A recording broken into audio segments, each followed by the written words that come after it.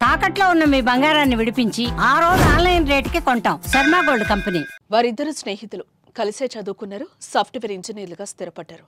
ఒకే అపార్ట్మెంట్లో వేర్వేరు ఫ్లాట్లలో కుటుంబ సభ్యులతో నివసిస్తూ నిత్యం కలిసిమెలిసి తిరిగేవారు. ఎక్కడికి వెళ్లినా కలిసే వెళ్లేవారు. వారి స్నేహాన్ని చూసి విధికే కన్ను కుట్టిందేమో జంటగా మృత్యు బలి తీసుకుంది. దుండిగల్ పోలీస్ స్టేషన్ పరిధిలో జరిగిన రోడ్డు ప్రమాదంలో ఇద్దరు స్నేహితులు దుర్మరణం చెందారు.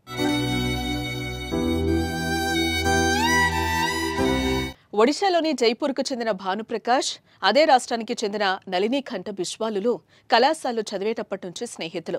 ఉద్యోగం వచ్చాక పెళ్లిళ్లు చేసుకుని రాజేంద్రనగర్కు మంచిరేవుల్లోని యునైటెడ్ అమిగో ఎవెన్యూ అపార్ట్మెంట్లోని వేర్వేరు ఫ్లాట్లలో కుటుంబ సభ్యులతో కలిసి నివాసం ఉంటున్నారు. శనివారం రాత్రి 8 గంటలకు స్నేహితులిద్దరూ కారులో అపార్ట్మెంట్ నుంచి బయటకు వెళ్లారు. తిరిగి ఆదివారం తెల్లవారుజామున మేడ్చల్ నుంచి పటాన్చెరు మీదుగా ఔటర్ రింగ్ రోడ్డుపై ఇళ్లకు బయలుదేరారు.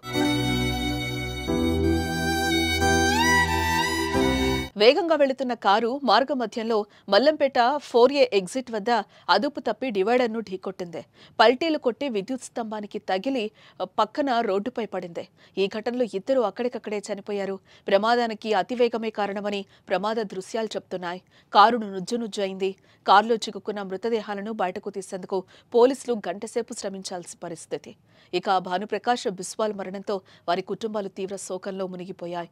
వారంతా కన్నీరు మున్నీరవుతున్నారు. ఎంతో స్నేహంగా ఉండే వారిద్దరూ తిరిగి రాని లోకాలకు చేరుకోవడం తోటి స్నేహితులను కూడా కన్నీరు పెట్టిస్తోంది.